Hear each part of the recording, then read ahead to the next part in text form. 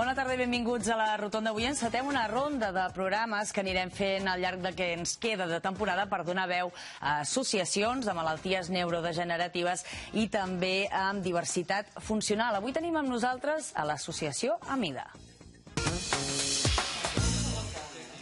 Amida va començar la seva activitat el 1989 com a associació per defensar els drets de les persones amb disfunció física, visual i auditiva. Durant aquest temps ha lluitat per equiparar els drets del col·lectiu amb diversitat funcional als de la resta de la població, aconseguir places d'aparcament i la millora de l'accessibilitat. Enguany s'ha fet públic el conveni amb els cinemes Illa Carlemany perquè els posseïdors de la targeta blava puguin anar al cinema de manera gratuïta una vegada a la setmana i es facin projeccions periòdiques amb audiodescripció. De la mateixa manera poden anar a Naturlàndia i al bàsquet amb un acompanyant. El col·lectiu també ha posat en marxa projectes com el d'un grup terapèutic cada dijous per afrontar la discapacitat i gestionar el dolor i l'estrès emocional, o els dilluns amb els tallers de creativitat. Doncs bé, donem la benvinguda avui a Xavi Fernández, que alguns coneixeran per la seva faceta també esportiva, soci d'Amida. Molt bona tarda, Xavi. Molt bones. També tenim amb nosaltres el Marc Latorre, que és vicepresident de l'associació. Molt bona tarda. Bona tarda. I també tenim amb nosaltres el vocal i soci també d'Amida, en aquest cas Antoni Fernández. Molt bona tarda, Antoni. González. González. Ja t'he posat Fernández, jo. Anem bé, comencem pel programa. Bona tarda. Molt bona tarda. Doncs bé, primer de tot, el que m'agradaria, perquè la gent també es situï, és que ens expliqueu una miqueta la vostra experiència personal i com arribeu al moment que patiu una discapacitat, Xavi. La meva experiència, doncs mira, aquest any ha fet 25 anys del meu accident, va ser un accident de moto, amb una paraplegia, una discapacitat funcional de cames, de cintura cap avall. Marc, ens ho has explicat alguna vegada, però segur que hi ha gent que encara no ho sap. Sí. Bueno, jo com una altra vegada ja us he explicat, la meva discapacitat em ve de naixement, que és un síndrome que tinc, que comporta la ceguera, l'obesitat, malformacions del ronyó i la polidactèria, que són 6 dits a peus i mans, que quan tenia un mes o dos me'ls van tallar. I en aquest cas també la ceguera, no? Sí, la ceguera ve del síndrome aquest, que és retinosis pigmentària, que és que veus, però a poc vas perdent visió, fins que als 16, 17 anys, 18 com a molt, ja ho perds tot. I hem de recordar també que alguna vegada ens has parlat del teu germà, que també pateix el mateix tipus, o pràcticament el mateix tipus de malaltia. Exactament, sí, la mateixa. Antoni, quin va ser el teu cas? Bé, el meu cas va ser un accident amb una càrrega explosiva, una càrrega de goma 2,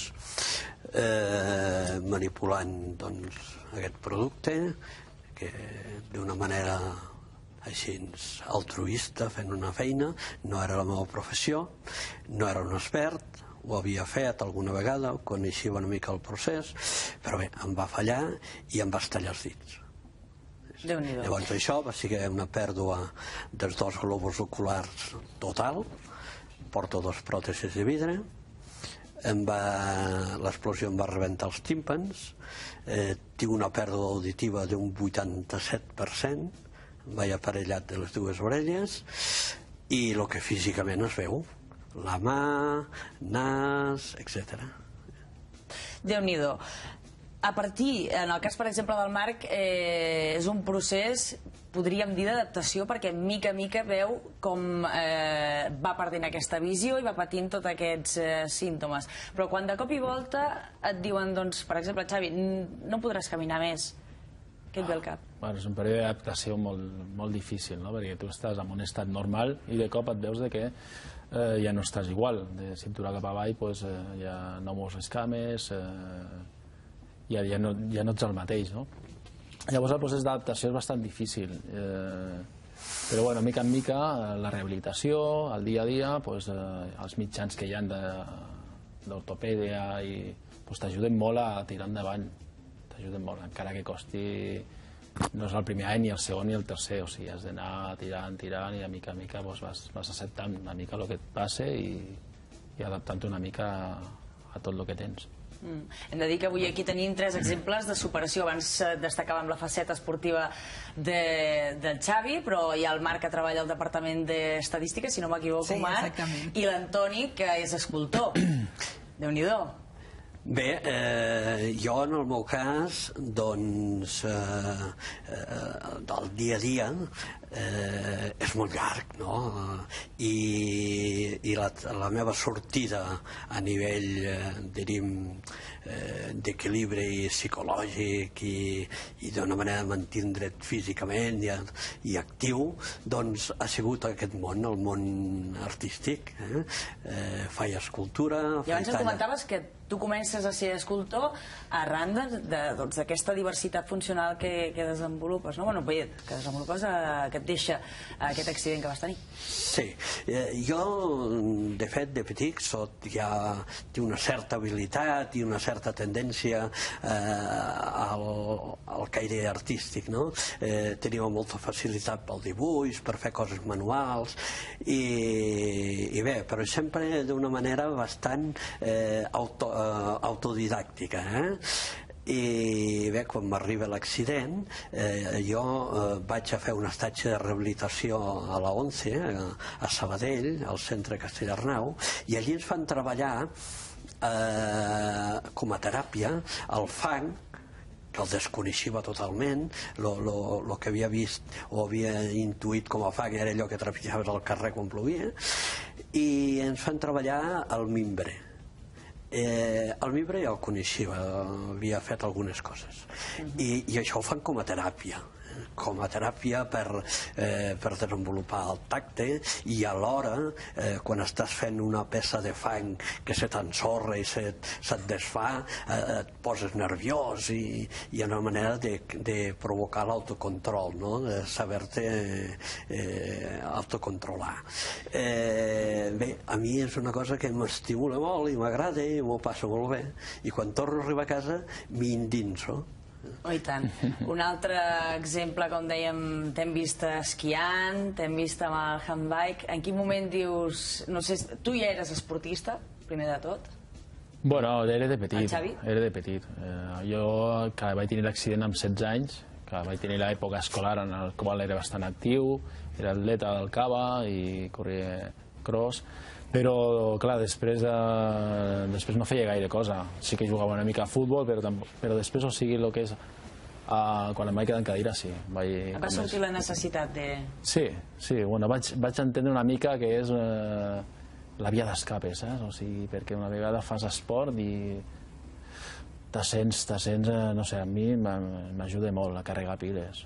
O sigui, al sentir-te normal, que pots fer qualsevol tipus d'activitat, com esquiar, agafar la teva bici, anar a fer bici, o natació, el mateix, no? A mi m'ajuda molt. Descobreixes un nou món a partir d'aquesta discapacitat? Sí, és un nou món, a més de la competició, on veus tot tipus de lesions, com passa amb la natació. La natació, estàs allà i tu tens una lesió, però hi ha molta gent que està sense braços també, no? I veus com aquella gent lluita i fa la seva vida normal i entrenen. A mi m'omple molt, el que és el món de l'esport m'omple molt, i a més que suposo que és una necessitat per tothom, o sigui, el fer esport, el fer alguna activitat, ja no sé què al món de la competició, sinó pel fet del manteniment del dia a dia, saps? Abans, a l'inici, hem dit, avui teníem nosaltres a l'associació AMIDA, Associació de Minusvàlids i Discapacitats, que alguna vegada ho hem parlat amb el Marc. És un nom que fa mal a les orelles, que actualment estem fent servir la paraula diversitat funcional. És un concepte obsolet, el de minusvalia, discapacitat? Bueno, en teoria, la D d'AMIDA és de disminuïts. I és per això que a nosaltres no ens acaba d'agradar massa. I ens agrada més o discapacitat o diversitat funcional, que no queda tan despectiu.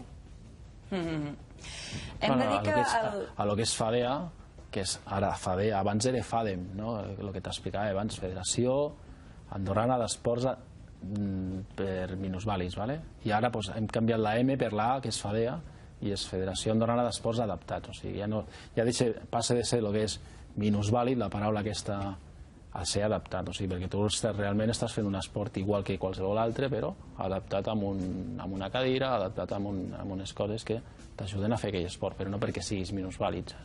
exactament, sí. I moltes vegades també hem de pensar que molta gent que, com deies abans, hi ha gent que potser no té braços, hi ha gent que no pot caminar, hi ha gent que en plenes facultats no faria el que vosaltres feu. Vull dir que això també és un valor afegit. Sí, per això. Sí, sí. A l'associació sou 400 socis i un dia, parlant amb l'Agustina, que avui la tenim a darrere les càmeres, ens comentava que hi ha 30 socis que en aquest cas doncs, pateixen de la visió. Se'n parla moltes vegades... No, de la visió no, en general. De discapacitats, dins de l'associació tenim més o menys un 10% de lo que és el global de socis.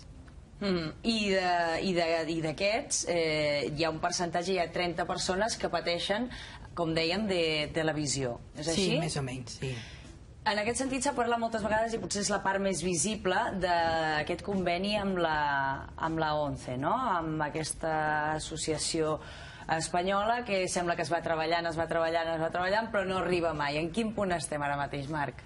Bueno, en l'últim plenari de la CONADIS, el ministre de Presidència, que després va deixar el càrrec, ens va dir que tenien negociacions, que estava bastant avançat, perquè també ell mateix, que és qui portava la llei del joc, ja l'havia acabat i la tenia que entrar a tràmit parlamentari, perquè en les negociacions la ONCE el que posa per davant és, abans d'entrar a Andorra a donar els serveis, que hi hagi una llei del joc vàlida a Andorra per ells poder negociar l'entrada del cupó a Andorra i vendre-la directament treballadors que pertanyin a la ONCE i que siguin d'Andorra en aquest cas, que és com passa a Espanya. A Espanya són discapacitats espanyols que són els que el venen.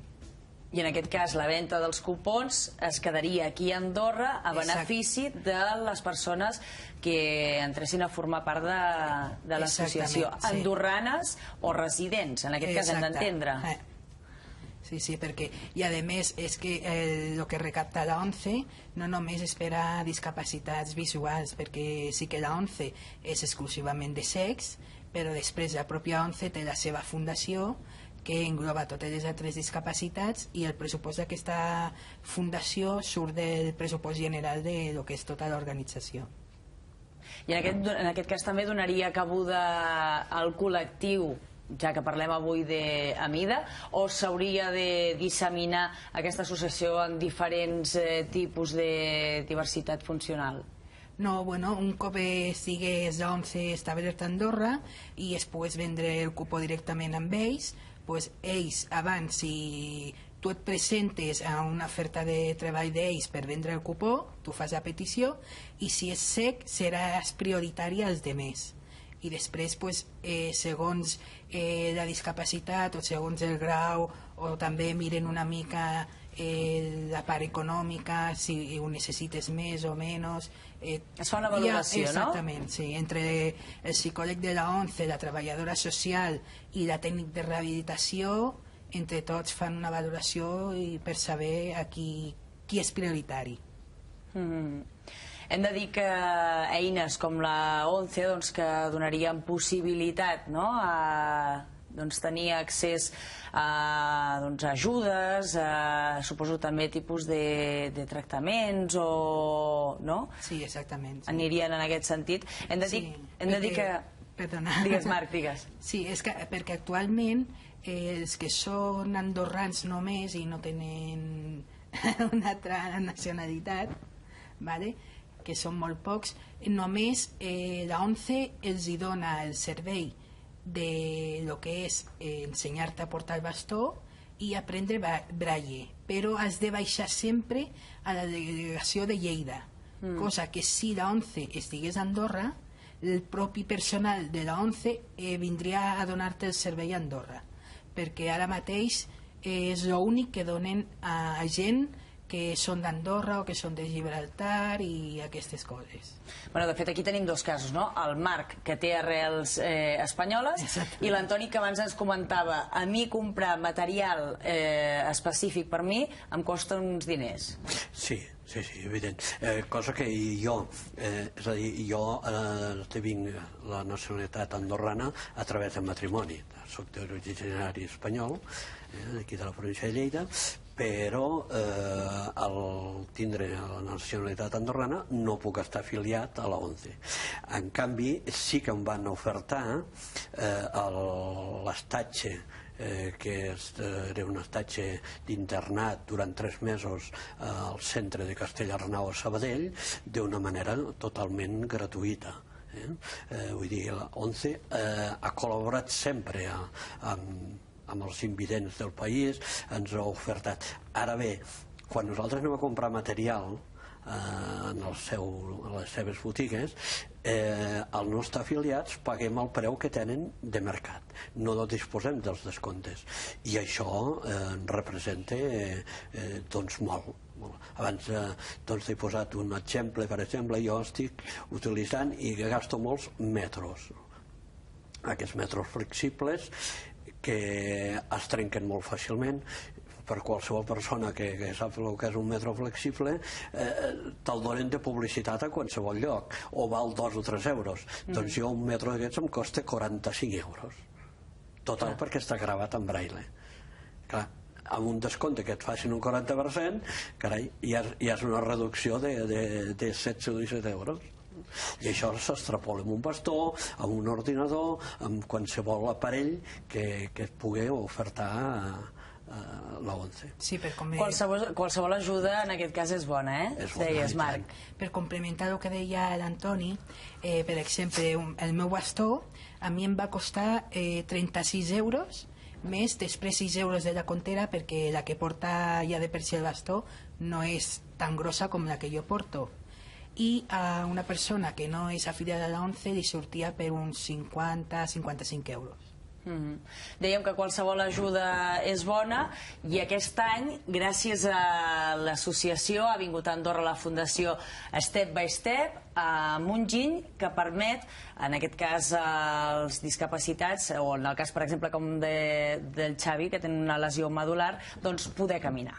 Sí, el que és la Fundació Step by Step es va fer amb aquest aparell que el va comprar als Estats Units.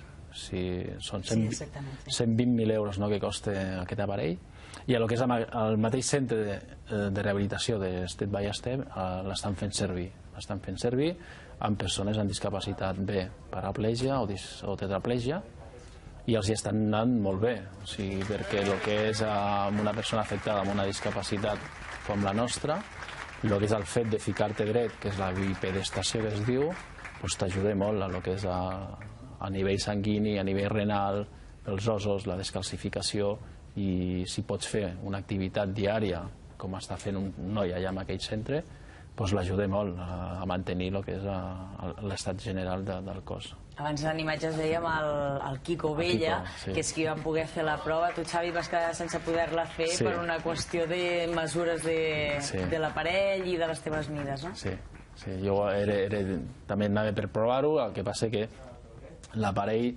el que és les articulacions dels genolls, es podia permetre un mínim de 3 centímetres de diferència.